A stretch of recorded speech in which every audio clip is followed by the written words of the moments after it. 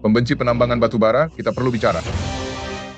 Berapa kali Anda mendengarnya beberapa tahun terakhir? Batu bara adalah hal yang mengerikan. Itu perlu segera diganti dengan sesuatu yang lebih baik dan lebih bersih. Baiklah, mari kita langsung ke pengejaran, dan mari kita lihat beberapa fakta yang terbukti. Pengemudi Tesla, ini untuk Anda. Model 3 akan mengkonsumsi hingga 4.500 kWh per tahun. Dibutuhkan sekitar 1 pon batu bara untuk menghasilkan 1 kWh. Jadi lebih dari setahun, Model 3 akan membutuhkan rata-rata 2 metrik ton batu bara.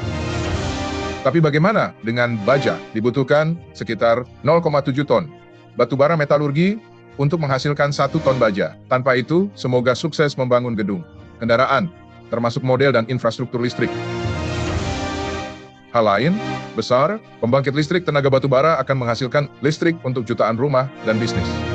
Jadi jangan delusi tentang beberapa mimpi hijau yang samar-samar. Orang-orang ini masih mengisi daya ponsel Anda secara tidak langsung.